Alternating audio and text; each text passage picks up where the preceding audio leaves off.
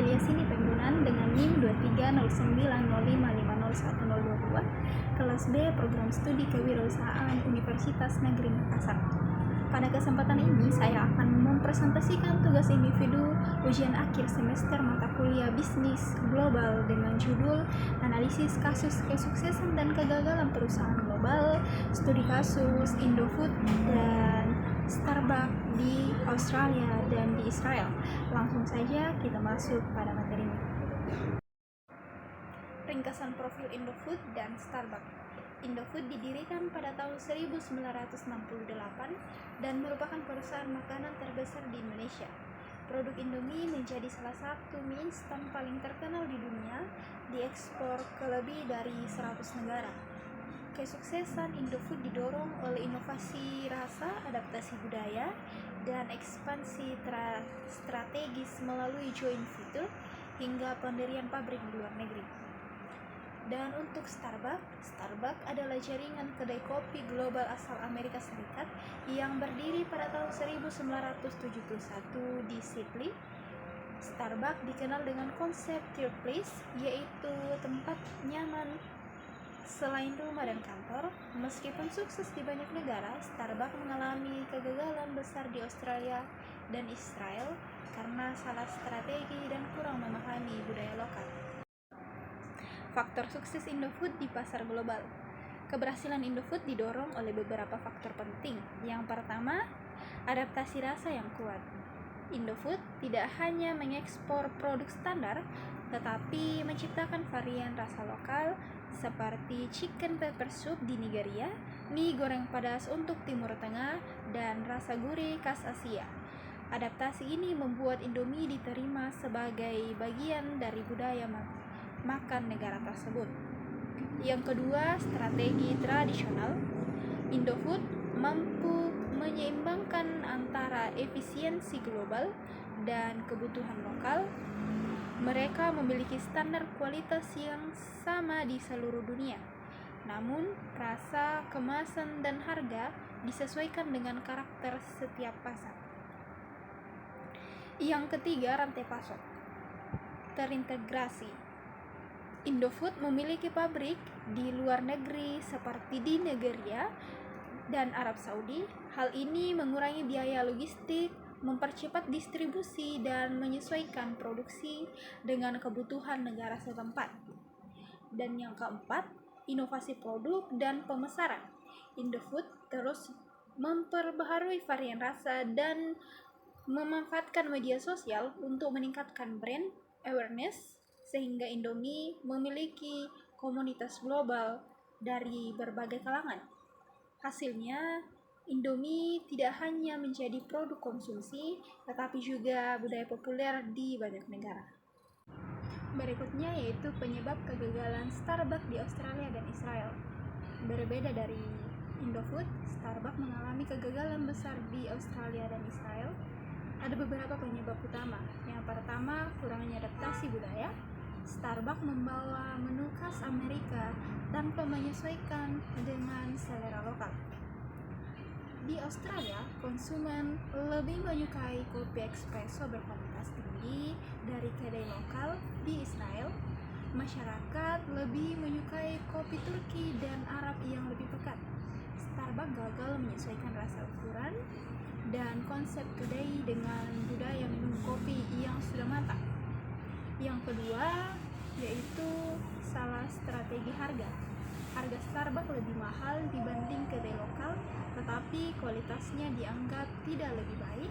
Konsumen Australia dikenal cukup kritis dalam memilih kopi, sehingga Starbucks tidak berhasil membangun loyalitas pelanggan. Yang ketiga, ekspansi terlalu cepat. Starbucks membuka lebih dari 80 gerai dalam waktu singkat sebelum membangun basis pelanggan. Hal ini menyebabkan kerugian besar hingga lebih dari 60 gerai harus ditutup pada 2008. Keempat, tidak memahami perilaku konsumen lokal. Baik di Australia maupun Israel, masyarakat lebih memilih kedai kopi lokal dengan suasana komunitas yang kuat. Model Starbucks yang berorientasi pada brand global tidak cocok dengan karakter konsumen yang lebih menghargai kualitas barista dan pengalaman lokal.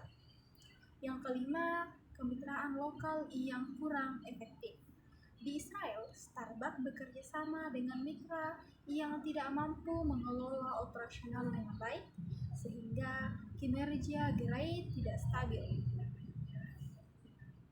Kesimpulannya, Starbucks gagal karena bergantung pada standarisasi global dan mengabaikan budaya lokal.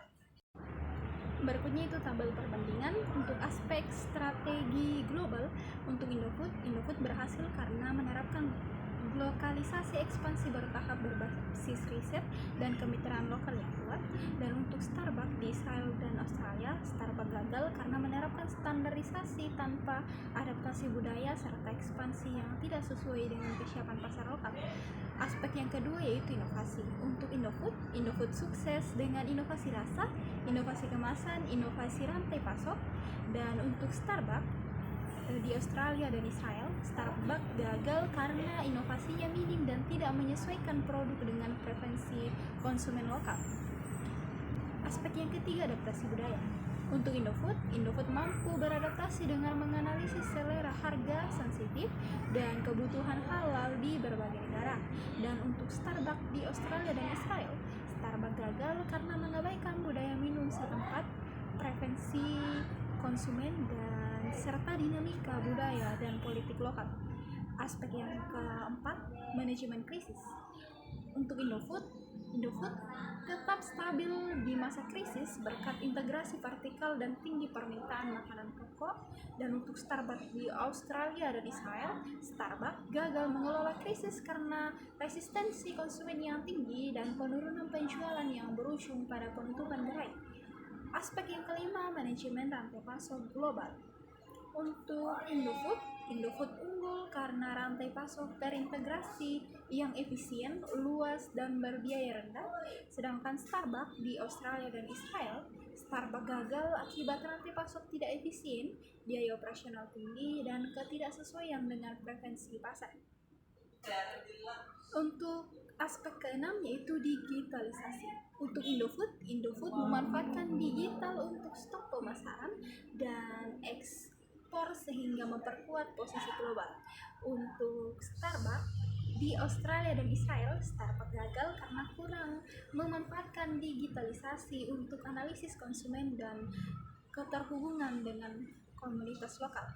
Dan aspek yang ketujuh, pengambilan keputusan strategis. Untuk Indofood mengambil keputusan berbasis data, adaptif, dan melakukan ekspansi bertahap sesuai kebutuhan pasar. Dan untuk Starbucks di Australia dan Israel, Starbucks gagal karena keputusan top-down yang tidak fleksibel dan tidak mempertimbangkan kondisi pasar lokal. Berikutnya itu rekomendasi strategis untuk perusahaan global. Yang pertama, lakukan adaptasi produk berbasis budaya lokal sehingga negara punya selera dan preferensi berbeda. Perusahaan wajib melakukan riset pasar sebelum masuk. Yang kedua, bangun kemitraan lokal yang kuat. Pemain lokal membantu memahami regulasi budaya dan pasar lebih cepat. Kemitraan mempercepat penerimaan produk. Untuk UMKM Indonesia yang ingin go internasional, yaitu yang pertama memulai dari ekspor bertahap. UMKM bisa memulai melalui marketplace internasional, agen diaspora Indonesia untuk reseller kecil, adaptasi ringan seperti penyesuaian kemasan cukup untuk tahap awal. Yang kedua itu tunjukkan keunikan dan identitas lokal. Produk khas Indonesia seperti makanan, kerajinan, herbal, dan fashion memiliki nilai jual tinggi. Branding berbasis budaya membuat produk lebih menarik bagi pasar global. Demikian pemaparan mengenai perbandingan strategi global Indofood dan Starbucks. Dapat disimpulkan bahwa kesuksesan di pasar internasional tidak hanya ditentukan oleh kekuatan merek, tetapi juga kemampuan memahami budaya, melakukan adaptasi, dan mengambil keputusan strategi yang tepat.